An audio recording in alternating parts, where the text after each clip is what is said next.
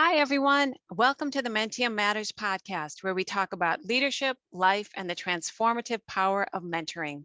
This is Solveig Brown, and today my guest is Bobbi Dahlgren. Bobbi is a highly accomplished business operations and supply chain leader who recently retired as a vice president at G&K Services. Prior to G&K, Bobbi held leadership roles at Best Buy, United Health Group, and U.S. Bank.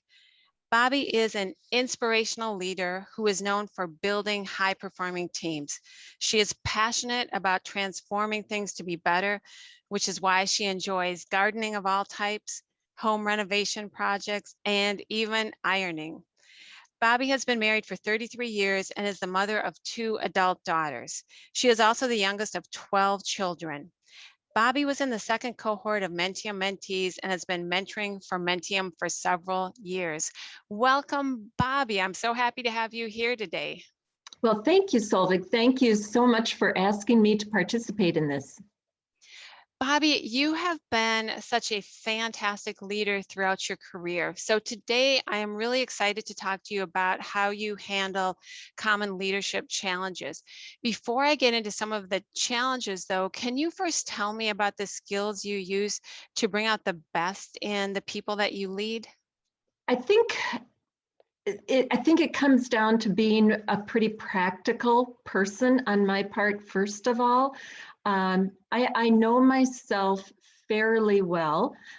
Fortunately, I've had mentors who have also helped me understand myself. But the one thing I really know about myself is that I have never been the smartest person in the room or on my team. I know what I do well, and I know where I do not do the best. And so I've had that ability to just say, all right, then let's form a team where we can all contribute, and I do what I do best, and everyone else does what they do best. And I think when you start working from that kind of structure, you have mutual respect built within your team, and you all get to kind of play in a lane which you can be really proud of, and you're working together collaboratively. So fortunately, I'm really not just trying to kiss up here to Mentium, but the mentoring that I've gotten in my past has helped me understand that whole concept of knowing myself and having the vulnerability and humility to bring together the right people in teams. So that would be the first thing. But then secondly, so you've got this team, but if you don't listen, then it's just all a waste of time. And I've always been able to be a good listener. I take the time to really give my attention to people. And if I don't understand something, I'll ask. And I'll even ask questions just to make sure that I understood something. And maybe I got to be a good listener because I was the 12th of 12 kids. Who the heck knows? But you don't get much airtime. So being a listener helps you just understand really where your team is at, where they want to be, and in some cases, what's not going well. I remember one time when we were going through our the transition into ROW at Best Buy, which is results only work environment. We were one of the very first groups to go through that training. And as we were talking about the ability to work anytime, the team fortunately stopped the training and said, well, we have a little bit of a problem because Bobbi tends to send out emails at 11 o'clock or midnight, and we feel obligated to respond. I had no idea that I was clearing my plate at the end of my work day, and Unfortunately, I was just laying it on others. And so they hadn't spoken up. And if I hadn't listened to that, I would have kept doing that. So that was an easy switch. I just stopped doing that. And so we could all work better together. Yeah. So it sounds like you're saying know yourself, be a good listener, and then also have that open communication with team members so that you can take input from them and they feel comfortable saying if something's not working for them. Right. There's one other thing, though, too, I'd add. In all of this, I think the theme for my career has been I want to be the leader that I would want to work for. And Yes. you're going to have good examples and you're going to have not so good examples, and you can take both and really mimic that and learn from those opportunities. Right.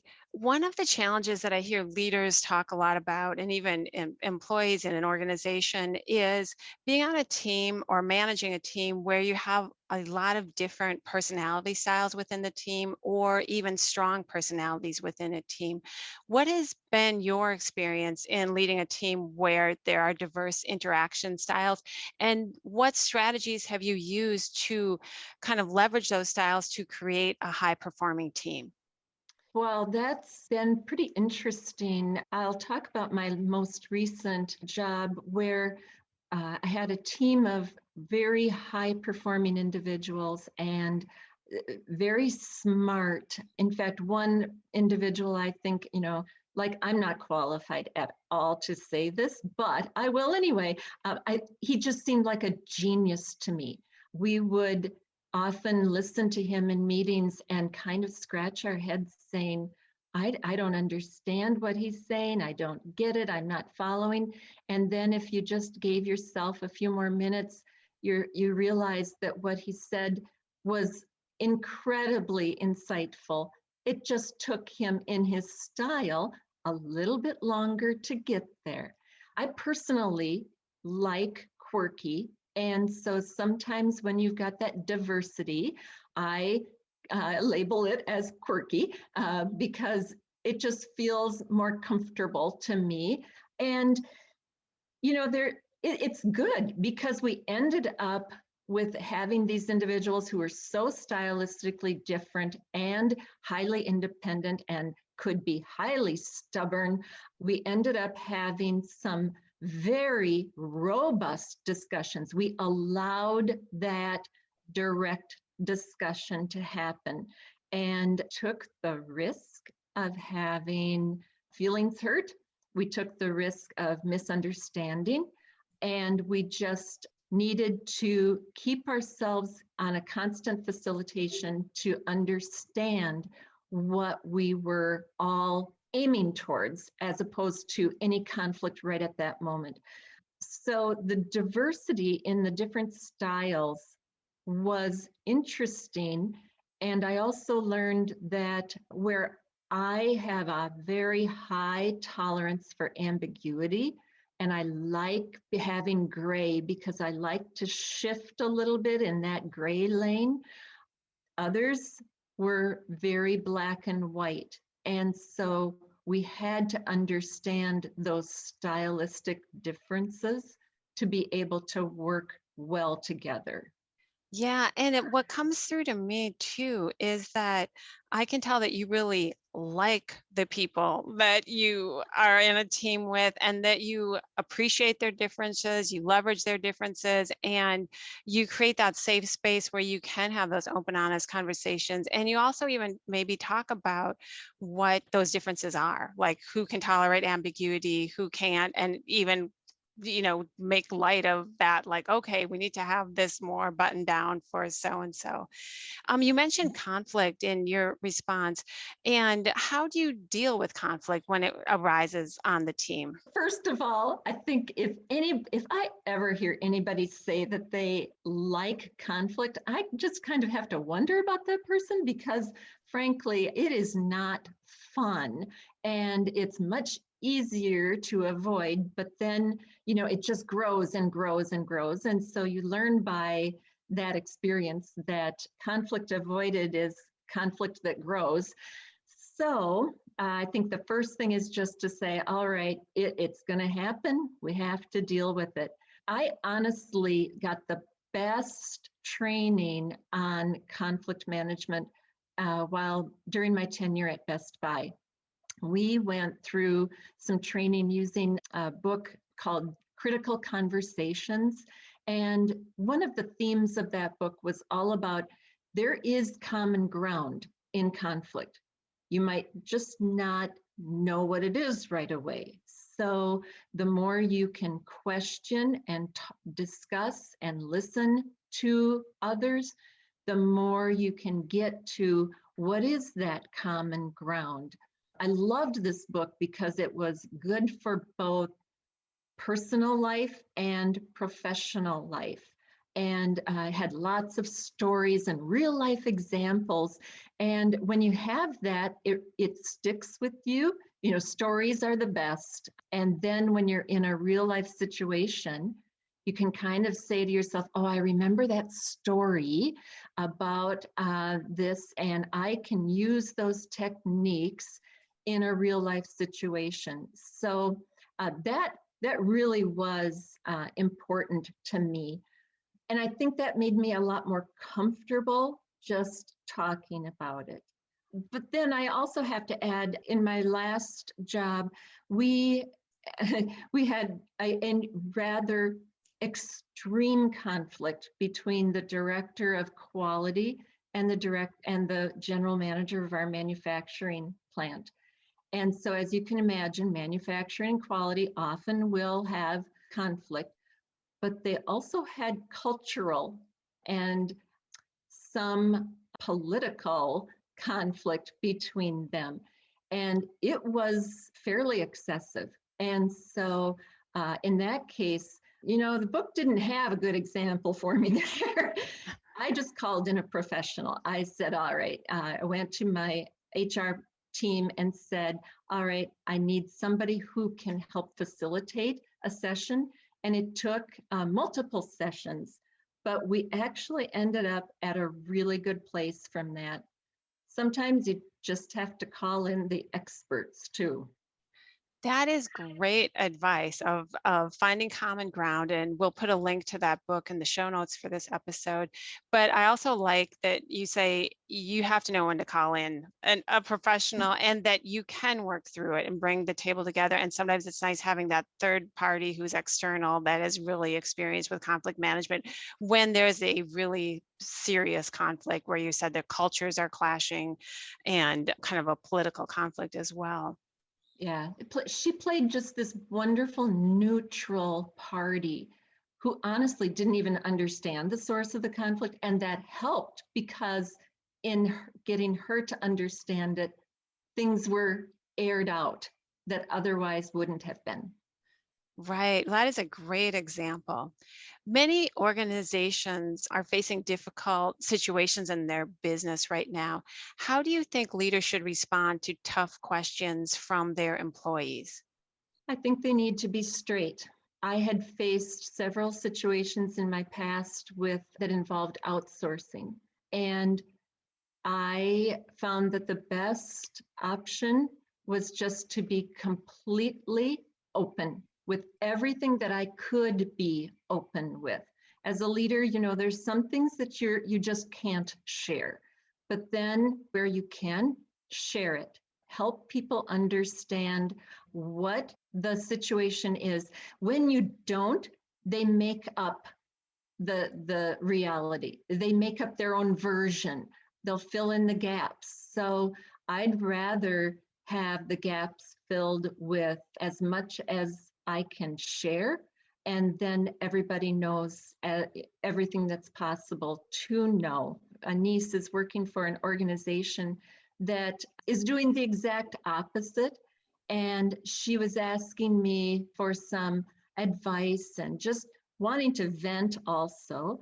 And one of the things she said that I thought was interesting is that after several meetings where questions weren't getting answered, or they were providing answers that really didn't provide any insight at all.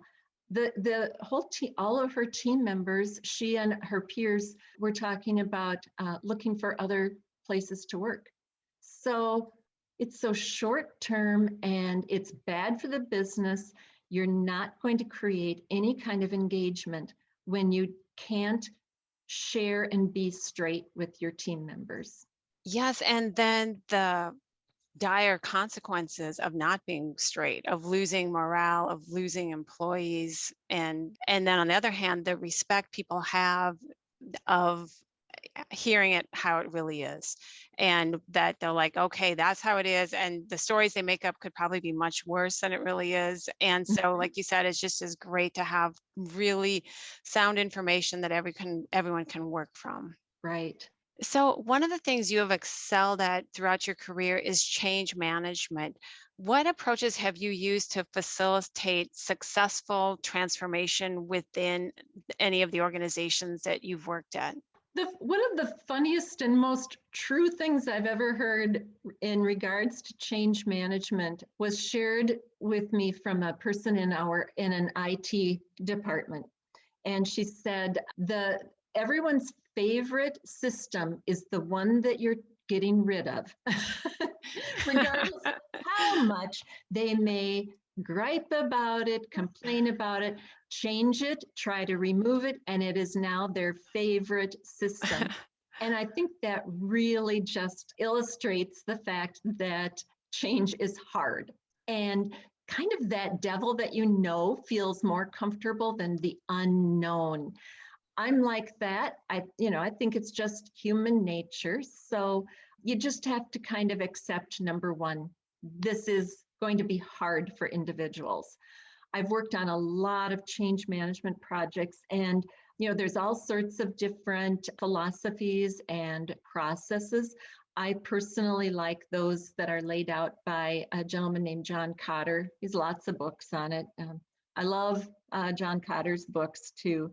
But in that, certain steps that I've used, I think have the most impact would be number one, really understand your stakeholders. And the only way you can get to know your stakeholders is really just by talking, surveying, understanding, asking lots of questions. There's the whole WIFM, what's in it for me in change? What are those WIFMs for your stakeholders?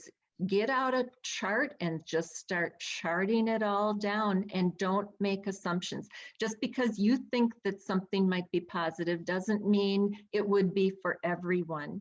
So number two, I would plan out the whole, like a 1, 2, or 3 year plan, but then only focus on a pilot. So that pilot has to be based on the full plan, but is where you get to start trying things out. And that's where you can take the feedback and engage a group or groups of individuals to become engaged in the process. And as long as they are truly involved, they'll be more engaged. And then three, you've got your pilot going, you've got change happening, you've got to recognize and share rewards. So people don't like to just be used. And when you can say, we really messed up on this part of the pilot, and thanks to so-and-so, it came to light and we were able to make changes. That helps people understand that they can provide critical feedback, and that you're not just asking for here, pat my back now, tell me what a great job we did. Good to know that too, but you want to know both. So those were some of the things that I really found that helped make change more effective. That is a really great example. And I like that you shared some of the specifics of how you go about doing that, and that it's a step by step process. And that the current system that you're using is everyone's favorite. That is really funny. I haven't heard that before, but that is just so true. Like you like what you don't, what you know, what you're comfortable with. Mhm. So, another area that you are an expert in is negotiation. And this is an area that so many people would like to get better at. What can someone do to be a stronger negotiator? You can learn so many skills, so many strategies.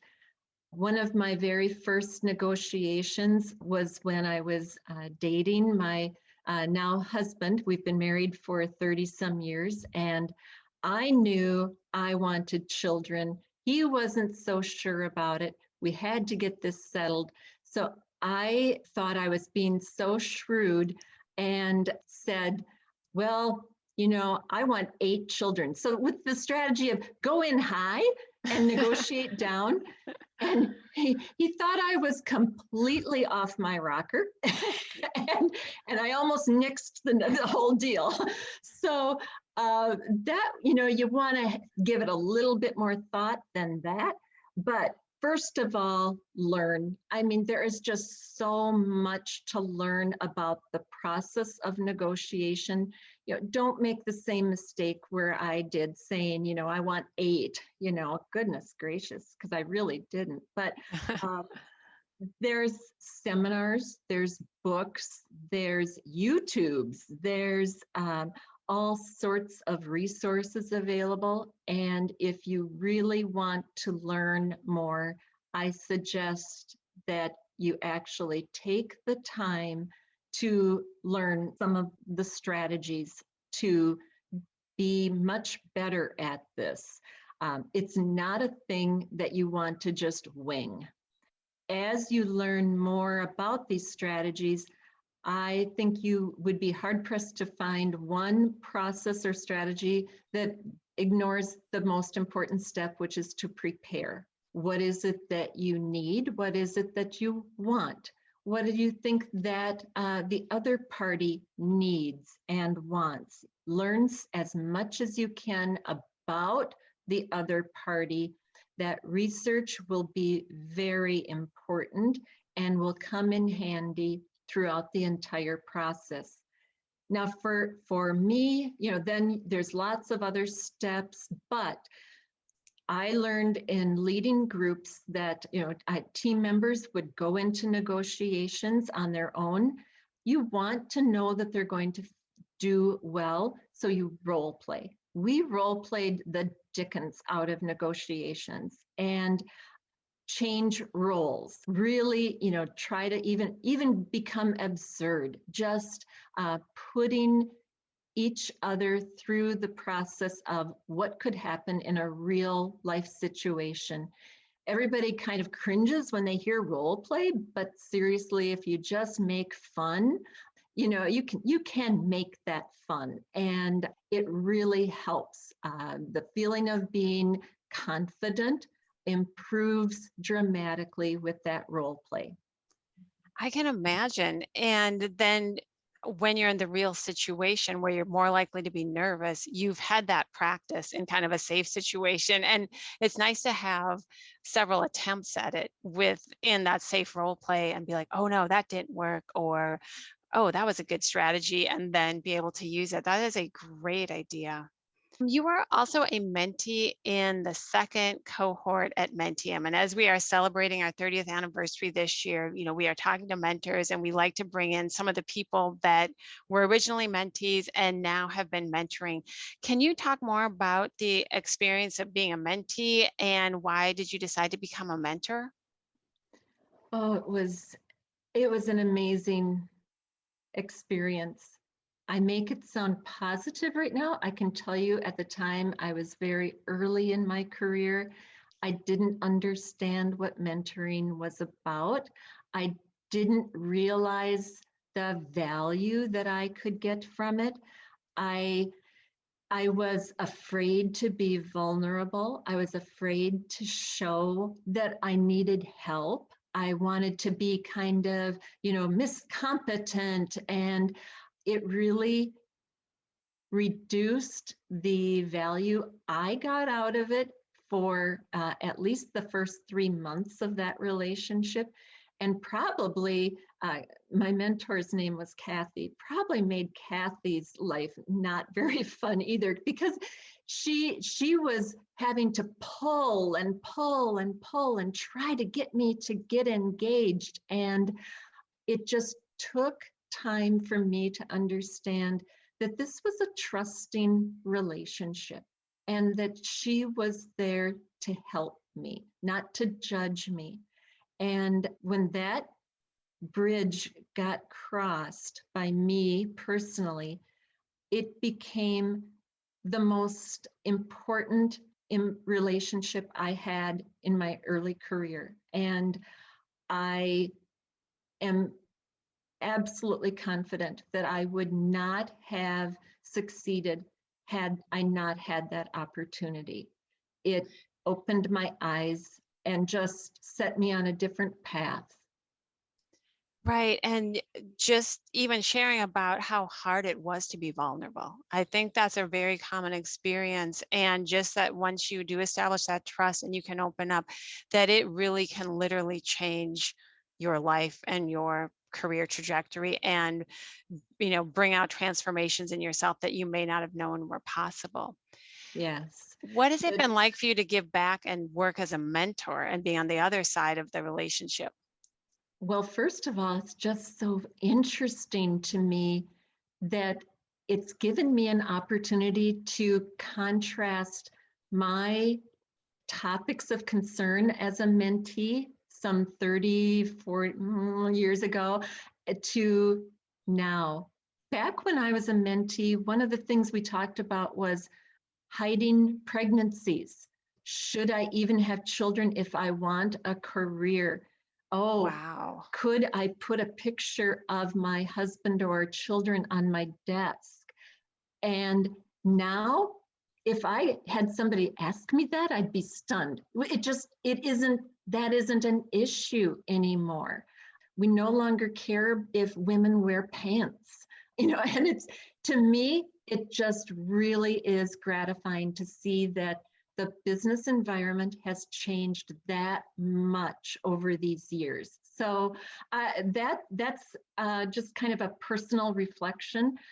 Now, as far as giving back, oh my goodness, I think it's just a gift. And if it's something that I can do and actually really provide somebody that help much like I got, I just really enjoyed that. And I love talking with individuals about their jobs and their challenges. And it's exciting to hear and see people who are so talented and are looking for that extra lift through mentorship. Yeah, and thank you for that perspective of how far we've come in 30 years. And that the picture for women in the workplace was very different when you started as a mentee. So, one of the things you've done in your career is created a good work-life balance for yourself and for the people that work for you. Can you talk a little bit about what you've done personally to make work-life balance easier and what you've done as a leader to make work-life balance easier? I was very, very fortunate to have, at the time we were starting a family, a husband who understood some of these pressures, this whole thing of being pregnant and trying to be a successful business person. It was tough. And he has been just a great partner through everything. When I would be putting in extraordinary hours, there were times where he would set me down and say, when we got married, we talked about what our values are as a partnership, as a married couple. And I'm just kind of wondering, uh, are you on track with those values? So very good about guiding me back to having a balance because I could take it too far with the amount of work. After we had our two girls and life was getting very busy, it was getting just so hard to keep everything going. Again, I was very fortunate. He was burned out from his job in the technology arena and wanted to be a house husband and write a book. And I said, yep, go for it. And so that freed me up. And I was exceedingly fortunate to be able to have that. Now I couldn't take advantage of that still, but I mean, to the detriment of his life. But I also recognized, I was in a position where we could cut our expenses, we could make changes to our lifestyle, and it all worked, but not everyone has that opportunity. And so I started way back when, of just being a little bit of a teenager who didn't let mom know what was going on. And if my team members needed some flexibility that defied the corporate rules at that time, we just kept it on the down low. Then as time progressed, we all in corporate world culture became a little bit more enlightened and realized that we could provide some flexibility, but it has always been a bit of a push to do that. And it's always been a negotiation that I've had to have on behalf of my team members to provide that flexibility. And I think that's really been unfortunate. One of the biggest benefits of the year 2020 is when I saw companies understand that work can get done even if people are at their homes. And you can get work done whether you're in your kitchen or at a desk at an office. So I'm hoping that we don't regress after this, and that individuals have that greater opportunity to find a blend of maybe doing remote work or flexible hours, whatever it takes to provide that work-life balance. In today's Star Tribune, there was an article about the number of individuals who are just saying quitting their jobs. They feel empowered now, and I'm kind of thrilled to read that, because I think there has to be more attention paid to, are we providing a full experience for our employees, or are we just saying to them, just do the work and forget about your personal life? So I'm getting a little bit on a soapbox here, but it really is an area that companies could so much improve retention if they would just open up their ideas about flexibility. Absolutely. That is so true. And from people I've talked to where companies have given them flexibility, or they've worked for someone like you where they were able to get it either on the down low, or that their manager went to bat for them, or they had official policies in place, they were so loyal to that company and they worked so hard and they just did everything they could to go above and beyond, because they appreciated that trust that they could get the job done however they needed to. Bobbi, we have time for 3 final questions, and I'm just going to ask them. First off, do you have habits that you feel have contributed to your success? Simple question. Number 1, how about having some mentors? Yeah, that's great. Find your mentors formally, informally, good management, poor management. All of that is a mentorship opportunity. Number 2, I'm very organized, and I think that has helped me keep a lot of balls juggling and in the air, and keeping that all together. And then number 3, I've mentioned books as we've been talking, and seminars. I love resources. I just think that there's so much good information out there. You don't have to invent everything yourself. Find the experts and use them. Those are great habits. And listeners, just a reminder, we will put those resources in the show notes that Bobbi mentioned. Bobbi, what would your advice be to up and coming leaders? I've been asked this in some of the discussions I've had with panel situations, and the first thing I always say is find a volunteer opportunity for a group or a cause or something that you believe in, and get in there and volunteer. And not as a leader, but as a worker, as a, well, okay, Girl Scout leader counts. But when you have to influence and get work done without that title or that authority, you really develop some new skills. And so number one is volunteer. The other thing, if I had a dime for every time I've recommended this book, boy, I could buy everybody dinner. Stephen Covey's 7 Habits of Highly Effective People. I have read that probably 50 some times, and I get something out of it every time. To me, it's one of the most meaningful books I've ever read. Wow, that is great advice and a great recommendation. Final question, Bobbi. Do you have a favorite saying, quote, or motto? Well, they're kind of silly.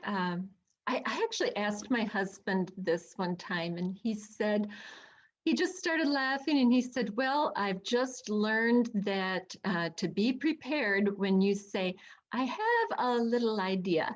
And apparently I say that quite a bit.